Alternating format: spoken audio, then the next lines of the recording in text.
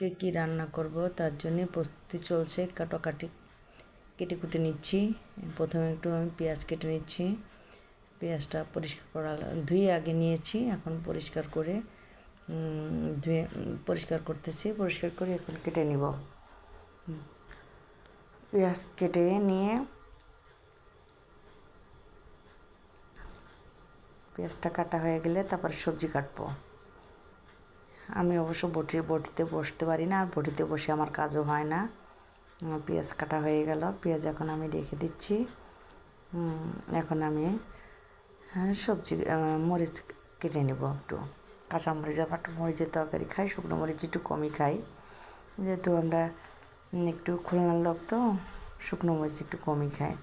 একটু আলু বেগুন দিয়ে ঝোল করব শোল মাছ দিয়ে, তাই একটু আলুও দিব, হালকা পাতলা ছোটো ছোটো 2টা আলু দিব, তাই একটু আলু ছুলে নিচ্ছি। আলুগুলো ফালি ফালি করে কেটে নিচ্ছি, ম্যাচিং করে, যাতে তরকারির সাথে বেশ একটু ম্যাচ করে, যার জন্যে সুন্দর মতো। এখন একটু রসুন কেটে নিচ্ছি। রসুনটা ছিলে পরিষ্কার পরিচ্ছন্ন করে রেখেছিলাম, এখন খালি কাটলেই হয়ে যাবে। এখন চাকু আমার খুব ধারালো চাকু, কাটতে সমস্যা হয় না। আমি তো করি না, করি আমার বটিতে বসে বোয়া করে দেয়। তা আজকে একটু ভাবলাম যে নিজে একটু কেটে কুটে নিই, তাই একটু কেটে কুটে নিচ্ছি। সবাই কাটে কুটে, আমিও একটু কাটি। মাঝে মধ্যে বোয়ার একটু হেল্প করতেই হয়, সেও মানুষ, তাকেও একটু হেল্প না করলে চলে না। সবাইকে মানুষ ভাবতে হয়, খালি কাজের বোয়াই করলে বললে হয় না।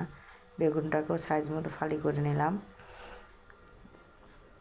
বেগুন আলু পটল দিয়ে 3 রকমের সবজি দিয়ে আজকে শোল মাছ রান্না করব। শোল মাছ আমরা রান্না করি লাউ দিয়ে, কিন্তু গরমের সময় শোল মাছ বলছিলাম লাউ আনতে, কিন্তু লাউ বাজারে পাইনি। এখন কি করব, খেতে তো হবেই। এখন সবজি একটু ঝোল টোল, ঈদের পরে ঝোল তরকারি না হলে ভালো লাগছে না, তাই মনে করলাম একটু এটা দিয়েই ঝোল খাই। তাই পটল নিলাম, একটু আলু নিলাম, একটু বেগুন নিলাম, নিয়ে অল্প সব মিলাই এখন একটু তরকারি কুটে নিলাম। আগে সবজিগুলো সব কুটে নিলাম। এই বেগুন আলু আমার হয়ে গেছে সব কাটাকাটি। এখন আমার ভেন্ডি ভাজি করব চিংড়ি দিয়ে, ভেন্ডিটা একটু কাটে নেব। এখন চিংড়িটা কেটে নিই। চিংড়িগুলো একটু সুন্দর মতো পরিষ্কার পরিচ্ছন্ন করা লাগবে, এমনি ধুয়ে নিয়ে আসছি আস্তা। এখন এটাকে পরিষ্কার আবারও ধুবো, আগে পরিষ্কার করে নিয়ে ওই এর ভিতর থেকে একদম ফালি করে ওর আঁশটা ছাড়া একদম ছেড়ে দিলাম। ভিতর থেকে মাংসটা বের করে নিলাম। চিংড়ি মাছটা বাছা হয়ে গেলে এবার শোল মাছ তো কেটে আনছিল, বাজারের থেকে কেটে আনছে। আমি বোয়ারে দিয়ে মাছ কাটাই না, অত কষ্ট কেন বোয়াকে দিব, সেও তো মানুষ।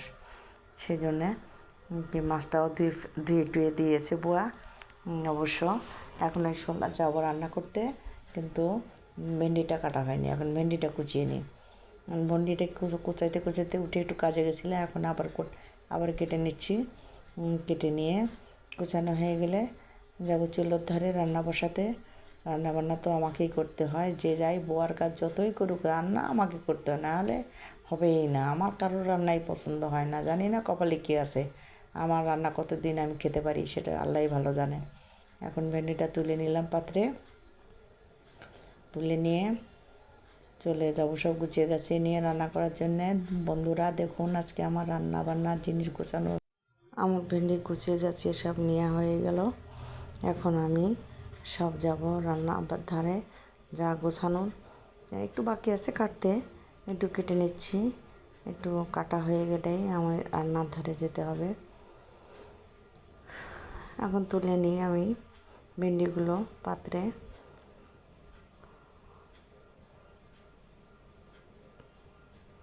তোলা হয়ে গেল, সব আমার তোলা হয়ে গেল।